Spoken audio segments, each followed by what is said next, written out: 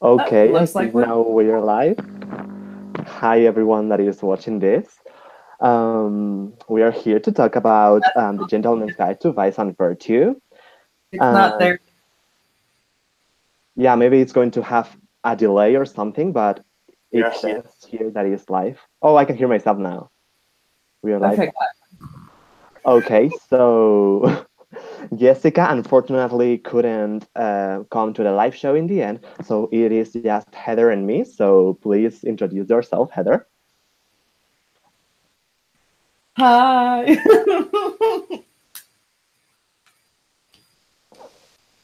What's your channel and all of that so people can follow you? It is in the description, by the way. Okay, I'm Heather, the Happy Booktuber. So you can find my link in the bottom. It's all about just talking about books and making you laugh. Yeah, that's the main point. I am Ethan from this channel, Bookish Drama. And yeah, first of all, we are going to tell you that we are also doing some live shows later this year for this series. It is going to happen in Heather's channel, so she's going to be telling you something about it. So we'll be doing the entire Daughter of Smoke and Bone trilogy, and we'll do the first book in October, second book in November, third book in December. And also, if you read the second book for this series, The Lady's Guide to Piracy and Petticoats, or maybe it was reversed, then there will also be a live show on my channel for that. And if you would like to be a co-host, then please tweet me a message at Happy Booktuber, everything lowercase, so that I can add you to the chat. Because unfortunately, I did not like this book that much to be continuing the series. I have an unpopular opinion here, so let's see how I explain my thoughts. First of all, we are going to be telling you our opinions without spoilers. So yeah, do you want to start, Heather? So I really liked it. I felt like the strongest part of it for me was the voice. I could definitely hear the way that Monty would speak, and I got all of his personality through his words. And I loved the writing. I loved that it was super fast paced. I, it tried to tackle some subjects, but I didn't feel like it got to the point where it was like a message book, where she was trying to tell us how to feel or how to think. But she definitely gave you the guidelines, if that makes sense. Like I feel like she made her points without being preachy. So I really enjoyed it. I gave it like a 4.5. I haven't put it through my meticulous scale yet, but I'm pretty confident that that's what it's going to be. Yeah, I gave the book, I think, a 2.5 stars, although on Goodreads it is a 3. I did not hate the book, but I just did not like it. Yeah, I'm basically very disconnected. I think that was my experience. I wasn't connected to the book, and I didn't enjoy some of the aspects that the book had, but I still enjoyed it a bit. And yeah, I think that is all that I can say without spoiling. Well, maybe talking about, you said you really like it, right? Yeah. A bit more in detail what I mean, I think stylistically it was great, and I like the tone of it. So it was just super happy and peppy most of the time because Monty was really peppy. So I flew through it, and I even read half of the book uh, ebook, and then I read the other half audiobook, and I really liked both versions. So because I'm a writer, I really like style, and if a book doesn't have a writing style that I like, then that's going to affect my experience in a negative way. But with this one, because I feel like it was so well written, that just enhanced everything. So even though there might not have been that much going on as far as plot, I was still engaged in the story because of the writing. for me, I did not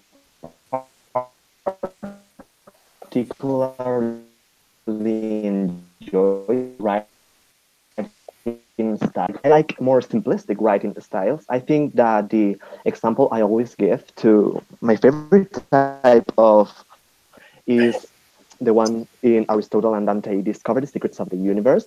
He uses very simple words, and that's what I appreciate about it because Mackenzie Lee used some weird words that I didn't know what they meant. So I felt a little bit weirded out by the writing style. And maybe that is because the book is set in the past. So she tried to replicate that voice.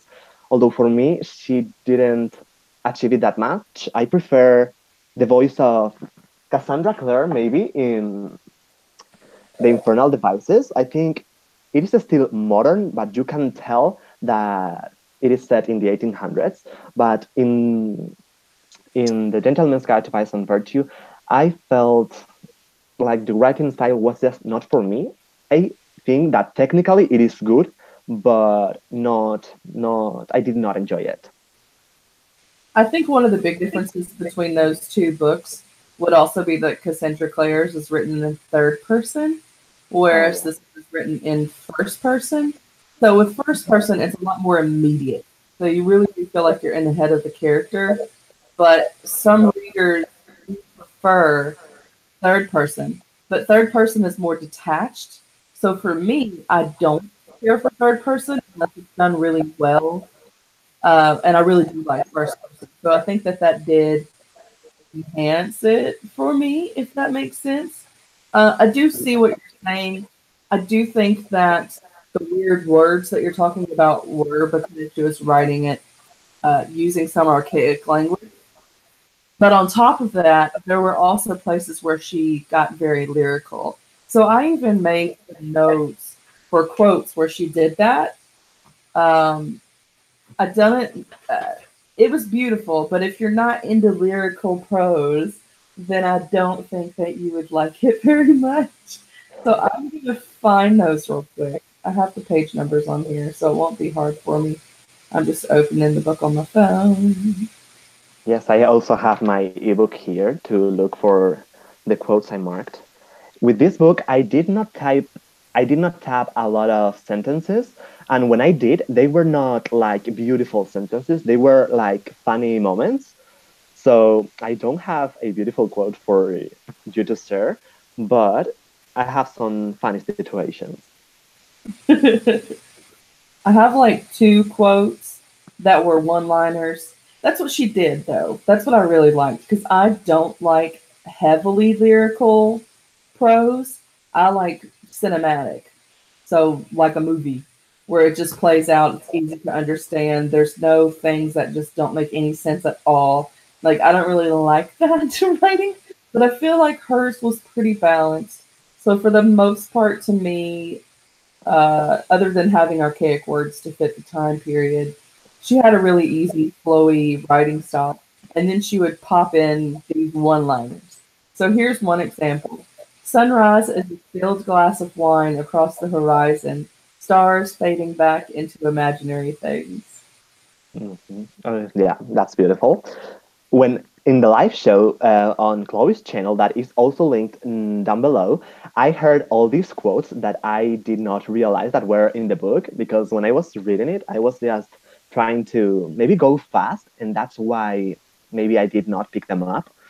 But yeah, yesterday I found a lot of great quotes in their live show.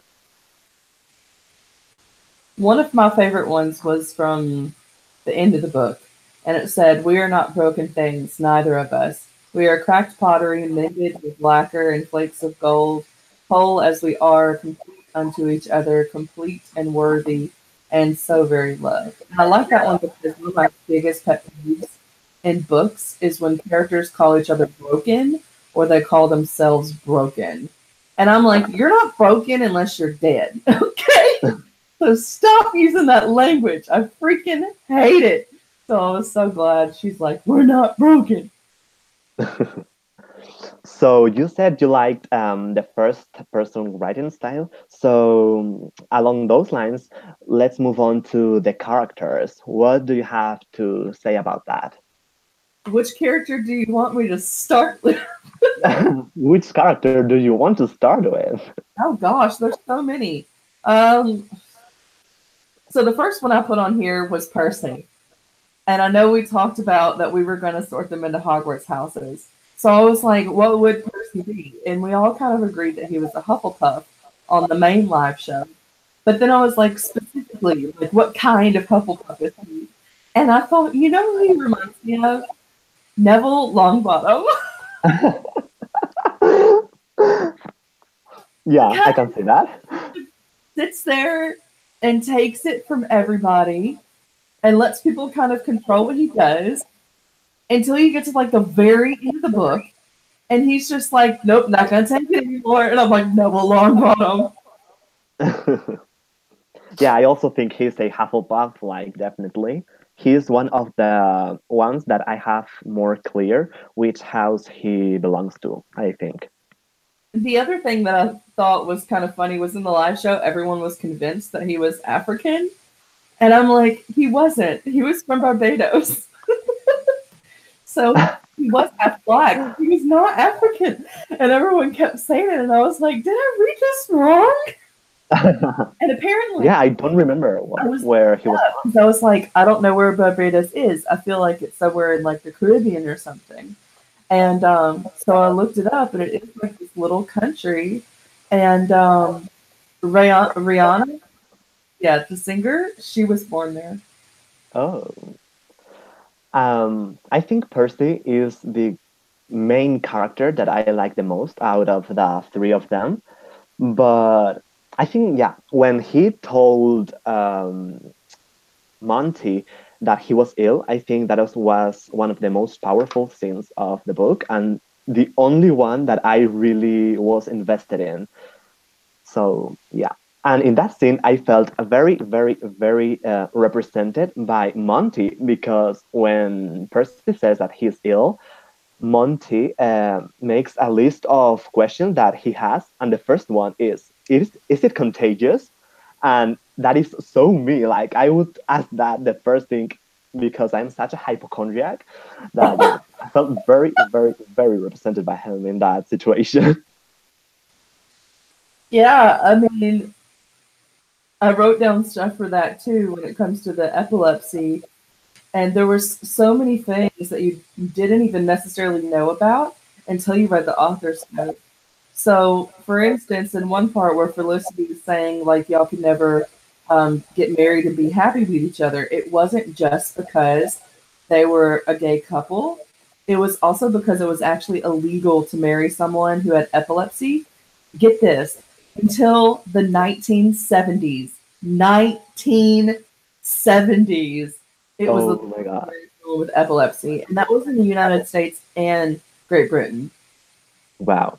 I And I'm skimmed through that section at the end of the book yesterday during the live show because I had not read it. And I mainly read the part that was about the history, but I did not read the epilepsy one. yeah. The other thing that I wanted to talk about that had to do with Percy was okay, so we talked a little bit about other people's sexuality and trying to guessing what those are. And for Percy, I reread that section where Felicity was kind of giving us hints that she was asexual. And I picked up on the fact that Percy might be demisexual because she says like Percy has never shown any affection towards anyone other than Monty. And like they're both like 18 years old. So that doesn't mean that just because like you're single for a long time that you're automatically on the A spectrum, but it could be a hint. And I'm demisexual, so I'm like, if he is, that will be great. In that scene that you mentioned, what I wanted to say about it is that Felicity says that she doesn't really understand it, like that Monty and Percy are in love, and I think that she should be more like open about it. But in the end, it's that she doesn't understand it, not that she doesn't approve it. I think Yeah, like she's a very intellectual character and she just doesn't comprehend it yet. I don't think it's not that she doesn't comprehend how they could have affection for each other. I don't think that that's what the text was getting. I think that that's how a lot of people interpreted it because of our current lens that we have on the world. And it's kind of just like nowadays, it's like you don't have a choice. You just have to accept it. People love who they want to love, and that's it. There's no need to question it. Like, it's just there. And if you don't accept it, that's wrong. And with Felicity, I don't think that it had anything to do with not understanding how they could want to be with each other. It was more so her not understanding their choice to be together because she feels like he has an easier option because Monty is bisexual. She she does apologize to him twice, which I think a lot of people just bypass that. And she's like, "I'm sorry, I'm just trying to understand, and I just can't." And I really don't think that it's her not being able to understand them loving each other. I think it's her not understanding him putting himself at risk for his love, because she brings up the fact that people have recently been killed over it, and then him getting beat by his father over it. And to her, it's like, you can still have love even if you're not with Percy. So why would you choose the harder route? Because for her, she's such a realist. So she's always going to pick the simplest route. There's a part in the book where she sews her own arm together. And, that was probably very difficult for her to do, like sticking something through her. But at the same time, she's realistic enough to know that, yeah, it might be a little bit easier to get someone else to do it, but then I have to explain it to them and it could go wrong. So her being a realist is just like, screw it, I'll take the pain. Yeah, and this leads me to think that every character in the novel wants the life of other characters. For example, Felicity would want a simpler life as Percy, no, as Monty could have, and Percy would prefer I am mixing the characters in my mind. Sorry, I and did times for making mistakes. I kept writing Percy instead of Monty. I think both of their characters have 5 letters in their names, so I just keep mixing them up. Sorry if that happens. It So yeah, makes I me feel how hard like they it's want each other's life. because I made a book and the protagonist and the antagonist have parallel names. So one of them is Ralph and the other one is Ricky. And now I'm like, oh no. So talking about Felicity, that was a main topic yesterday in Chloe's live show. I think that I was expecting a lot more from her personality because everyone was saying that she was great and amazing and she was having a sequel. So I was expecting her to be more sassy, but she was more of a badass, but not sassy, which was what I was expecting, and that's why I did not love her that much. See, I really liked her because she was like kick butt. So I feel like a lot of the characters, if you're going to criticize the way that female characters are written, there seems to be the default of like super feminine or like super kind of like what you would expect to be masculine. And again, this is just using the definitions that our culture has created by saying that genders have to be so unique to one another. Um, but then you'll see that people will criticize if you're on like the far feminine or the far like masculine side, and then people will praise like the Selena Sardofians that are seen to be kick butt, but they're super feminine. But whenever you come to the women that are not masculine, but they have the same analytical thinking, that's not praised. They see them as cold and not in a good way. So that was one of the things that really frustrated me in the chat yesterday because I'm like, you'll praise it if there's some femininity, but if you don't really see much of it, then it's like an attack. Like that person needs to have growth. That person needs to develop. And I'm like, why? To me, Felicity was very self assured. Like she knows who she is. She doesn't care what you think about her. And I like that. I feel like more people need to be like that. So whenever it's pointed out as a character flaw, it really frustrates me Because when someone identifies being more analytical and not letting your emotions rule you as a flaw, and especially when they say that the reason why they're hard on that person is because they identify with that person, that to me shows self hatred. You feel like you can't be that way and it's not right to be that way. And I don't feel like anyone should feel that way about themselves. So I was just, I don't know, I was feeling really sorry because I know that a lot of people do feel like that way. And a lot of people did not like Felicity because they related to her. And it makes me a little angry that people are made to feel that they have to be ashamed of how they naturally are, Mm. if that makes sense. Yeah, I did not interpret her personality the way most people did, but I did not like her basically because I was expecting so much of her and I just didn't get that. But yeah, there was a lot of discussions in yesterday's live show, so check that out if you want to know a more in-depth analysis of her personality.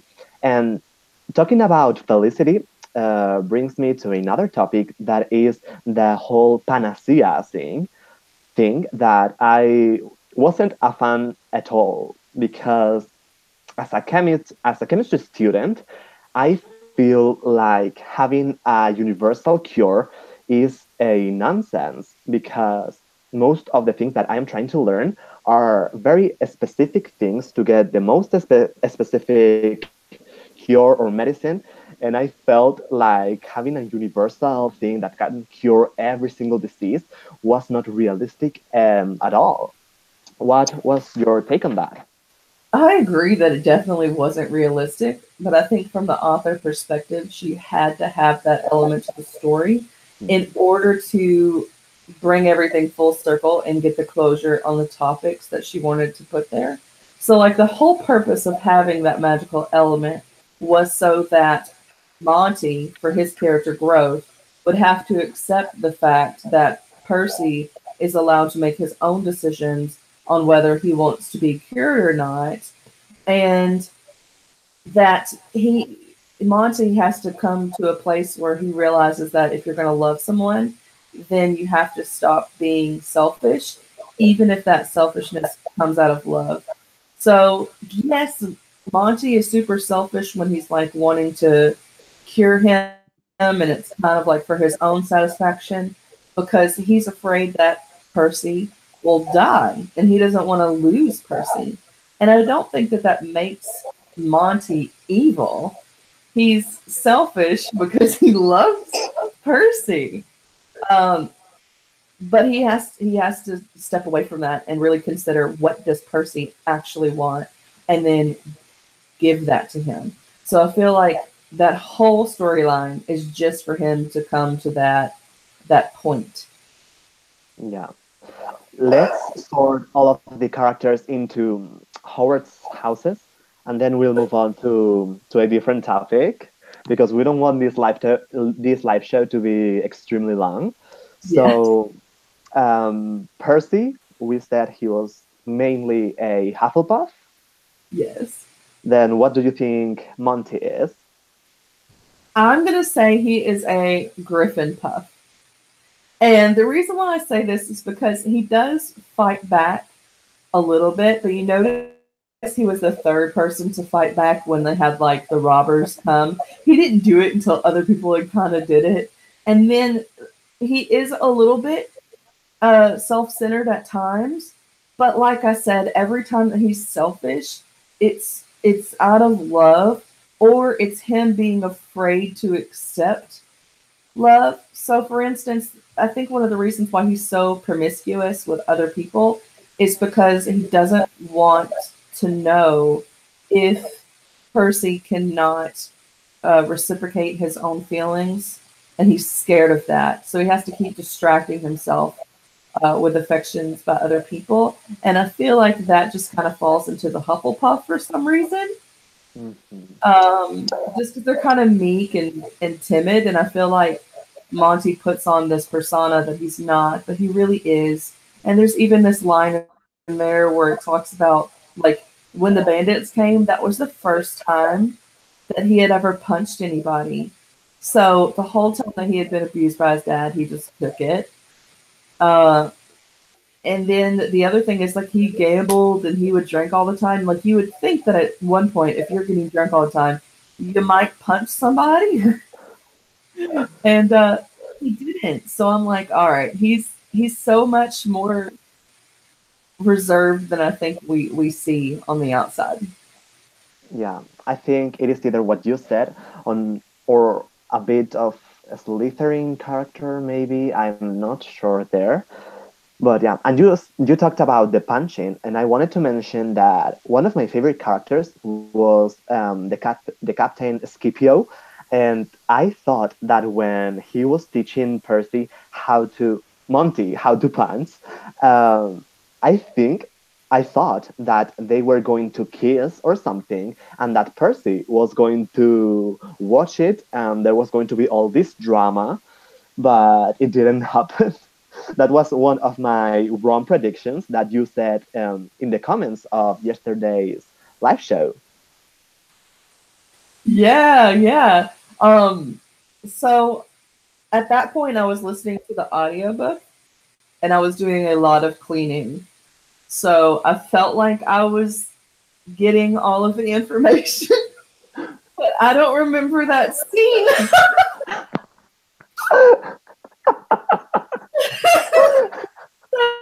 I remember who the guy is, but I don't remember that scene. Well, It's funny. So like for me, the predictions. I didn't necessarily have a prediction, but I definitely did know what was going to happen as far as like I knew that that box thing that he stole was going to come into play later in the story. Like I knew. Because any scene that seems out of place, when an author takes more than like a sentence to detail something, that something is important. They want you to remember. It's like a foreshadow alert. This is going to come into play soon. So I knew that that box was going to be there. And I didn't expect the bandits right when it happened. So her timing was perfect to kind of like switch up the scene and what was going to happen and move the plot forward. Like her timing was really good with everything, I think. Because right when I feel like I would have gotten bored if it had dragged on, she'd introduce a new element. But once they got robbed, I figured it was over that box. Like I just knew. yeah. The other wrong prediction I had was that I thought that Monty's father was going to be also gay. Basically, I thought everybody was going to be gay, but he only had an affair in the end. But yes, that's what I also was thinking about when I read the book. I did too. I so did. I was like, he's gonna reveal that the father is gay, and it's just Yeah, some hatred that's causing him to beat his son. And he's just so unhappy that he chose the life to be with a woman. And it made a lot of sense. And then she's just like, nope. we were all wrong there. But I am sure everybody thought that. Like, I am sure. Speaking of the father, he's a Slytherin. And not just because he beats his son. Like, I'm not going the whole, like, all Slytherins are evil route. But I think that he's a Slytherin because he's like, I got with this woman, don't really like the outcome of this. I'm going to do what's more self sufficient for me. And I'm going to go be with this other woman and up my standing and grow the ranks and get a title and all of that. So I'm like, yeah, dad's a Slytherin. Yeah. And we have to sort Felicity. For me, I think that she is a mix of Ravenclaw, a bit of Slytherin, and also a bit of Gryffindor because she is really brave to do what she is doing. She also is a bit selfish, and mainly she is a Ravenclaw because she wants to learn medicine and get an education. Yes, you know, now that you mention her being all three, I do agree. I put down that she was a Griffin Claw, and I underlined the claw part because I think heavily weighted that side because she is analytical. She thinks first, so she doesn't just react to a situation, whereas a Gryffindor would react without thinking.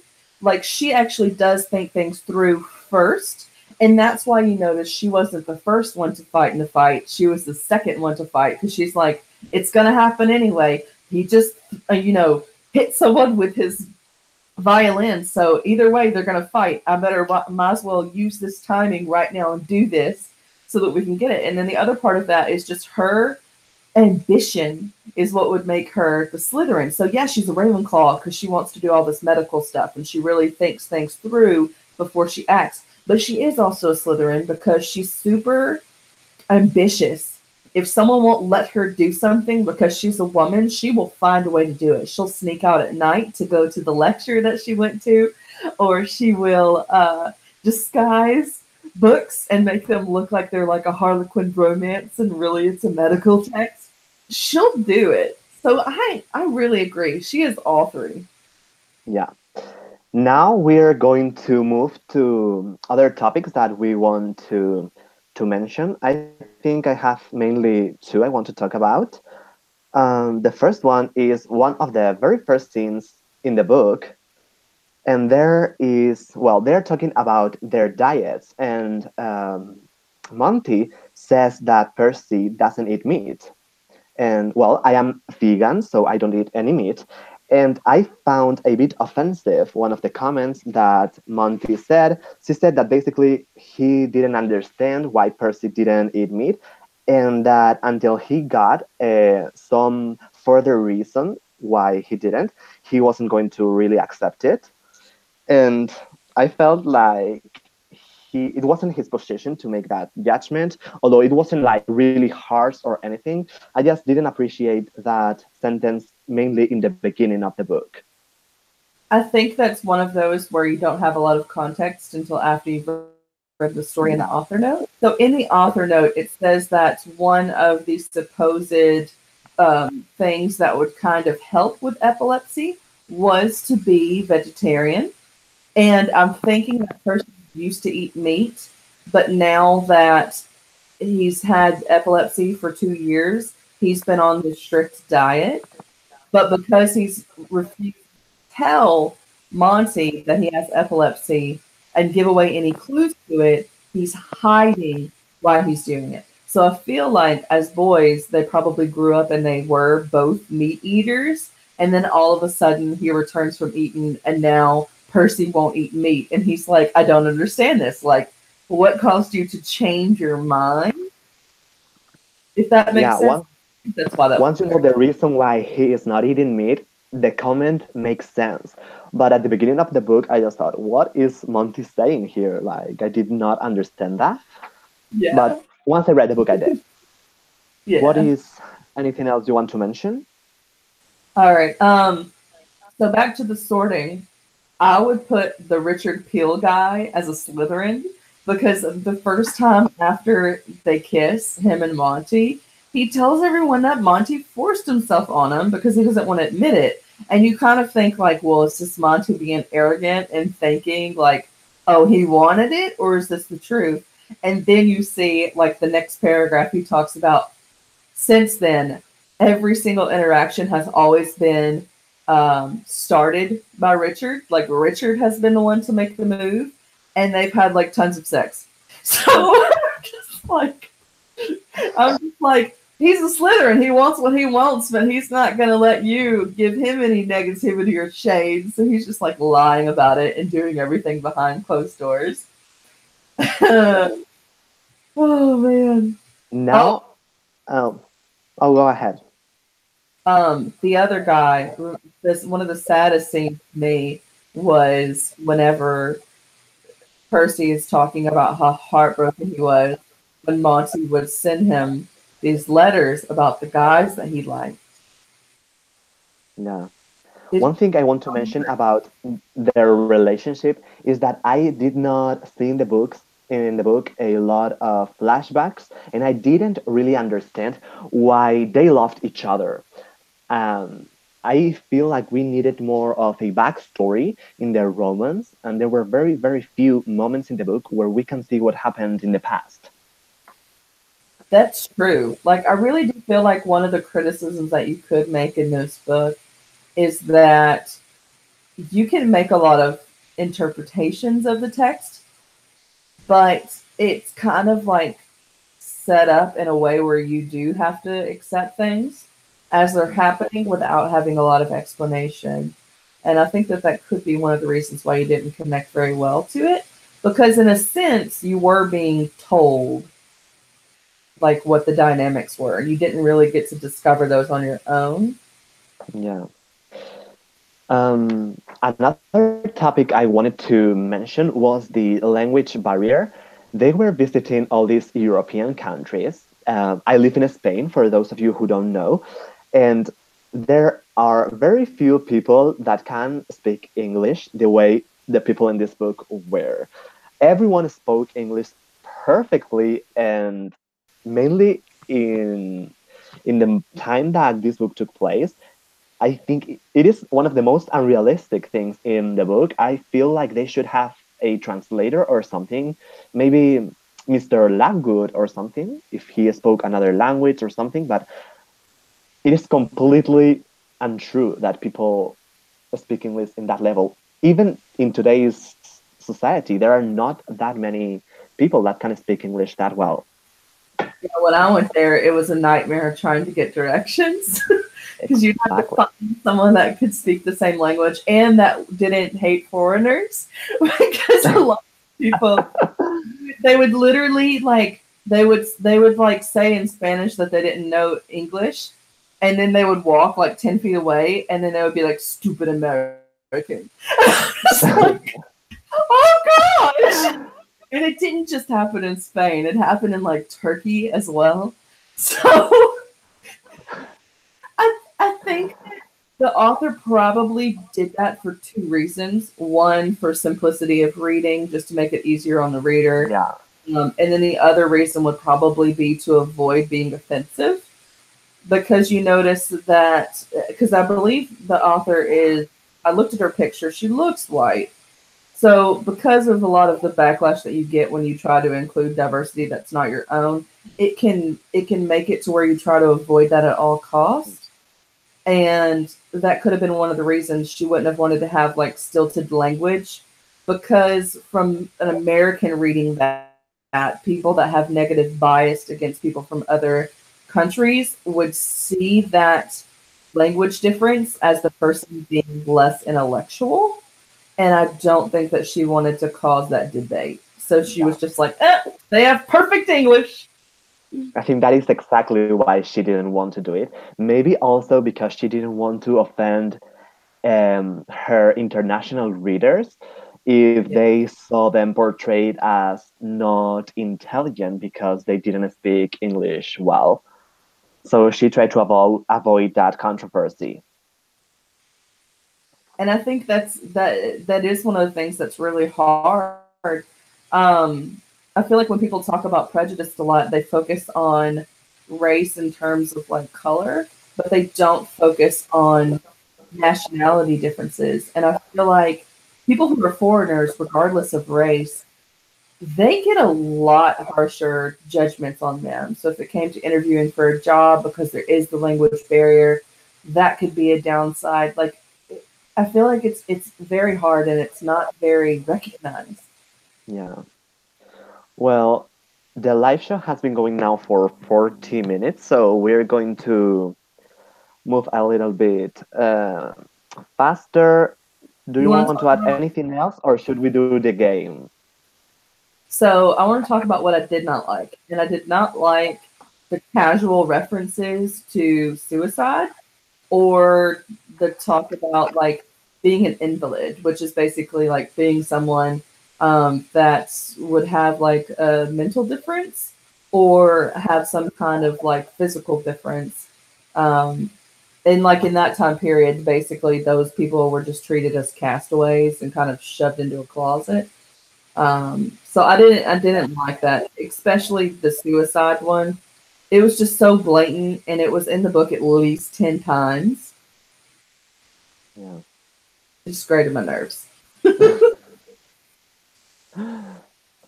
Well, now we have come up with different titles with each other's names.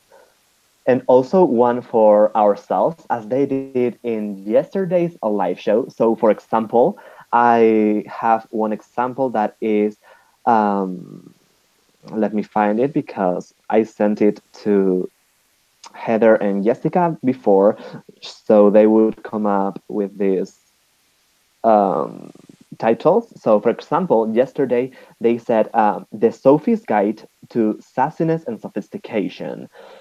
And we have come up with titles for each other. So now we're going to tell you.